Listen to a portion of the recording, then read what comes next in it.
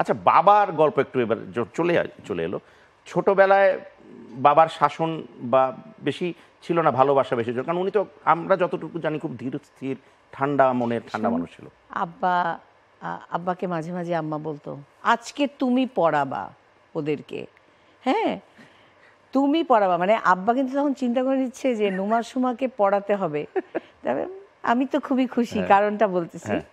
মানে আব্বা কিছুক্ষণ এরকম করে দেখলো, হ্যাঁ এই হচ্ছে, তারপরে বলে কি যা তো তোর মাকে বলতো একটু চা দিতে, তারপরে ও আসবে। আব্বার কাছে তো অনেক মানুষ আসতো, আমিও সুযোগ পেয়ে গেলাম। এই যে আম্মা একটু আব্বা সুজি, আব্বা বলতো মোহনভোগ। আচ্ছা, হ্যাঁ মোহনভোগ, হ্যাঁ সুজির একদম গন্ধ ছড়াবে, সুন্দর ঘি দেওয়া।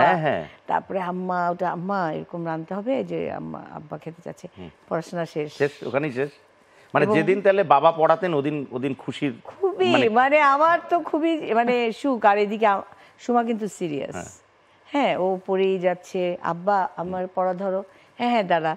আব্বা পুরা আমার মতো, হ্যাঁ বুঝছিস তো। এই যে একটা আব্বার এরকম একটা মানে আমাদেরকে ছাড় দেয়া। আবার গান যখন গাচ্ছে, সিরিয়াস গান গাচ্ছে, আমি সিরিয়াস গানটা তুলছি, শুনছি। কিন্তু আমাদের বাসায় অনেক মানে সারাক্ষণই তো আসলে সঙ্গীত পরিবেশিত, হ্যাঁ। তো সে তার মধ্যে পড়াশোনাও হচ্ছে, একদিকে আম্মা পড়াশোনা না করলে গান গাওয়া যায় না, এটা মাথায় ঢুকে যাচ্ছে, আর একদিকে আব্বার গান গাওয়া, এই যে একটা মানে মানে একটু উদাস উদাস একটা ভাব। তো দুইটা মিলিয়ে কিন্তু আমাদের একটা দারুণ বিষয় হচ্ছিল যে স্বাধীন একটা বেড়াজাল। কোনোদিনও আব্বা আম্মা একটা জিনিস করেনি, সেটা হলো যে বলে নাই তোমাকে ডাক্তার ইঞ্জিনিয়ার হতে হবে, পড়াশোনা করতে হবে শিক্ষিত হওয়ার জন্য, মানসিক শিক্ষা। তারপরে তোমার প্রফেশন তুমি কি করবে সেটা তোমার ব্যাপার, কিন্তু এই পড়াশোনা করলে মানসিক শিক্ষা হয়, তোমার জ্ঞান বাড়বে, তুমি ভদ্র হতে শিখবা। এইটাই কিন্তু আমি জানি, এইটাই শিখে বড় হওয়া। তো এই জায়গায় এবার একটু গানে আসি, ছেলেবেলার শেষ অংশে আপাতত, বা জীবনের গল্পের তো অনেক গল্প, ওগুলো একটু একটু করে জানতে হবে। বাবার সাথে একজন নুমা আপার বাবা মেয়ের সম্পর্কের জায়গা থেকে একটু জানতে চাই, যে কতটুকু সুইট ছিল, তাকে এখনো মিস করা হয় কি না? নিশ্চয়ই করা হয়, একটু একটু ছোট্ট করে। আব্বা আসলে আমার আয়না। আমি মনে করি যে সন্তানের কাছে কখনো বাবার মৃত্যু হয় না, মায়ের মৃত্যু হয় না, ওরা সবসময় ছায়া হয়ে থাকে, এবং সে ছায়ায় আসলে অনেক কিছুই কিন্তু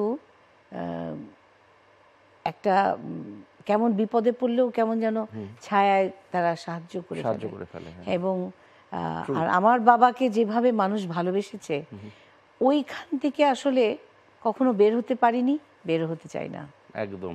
আচ্ছা, এই যে খুবই ইম্পর্ট্যান্ট একটা কথা এবং খুবই চমৎকার কথা বললেন। আর এইখান থেকে আমি একটু জানতে চাই যে বাবার শেষ দিককার সময় যখন আমাদেরকে ছেড়ে উনি চলে যাননি, উনি আমার কাছে মনে হয় যে খালি করে দিয়ে চলে গেছেন সঙ্গীতের একটা বড় অংশকে, খুবই অল্প বয়সে। সেই সময়টা কিরকম ছিল, এবং পরবর্তীতে চলে যাবার পরের যে স্ট্রাগলটা বা সেই জায়গাটা একটু জানতে চাই, বা ওই অপূর্ণতাটা।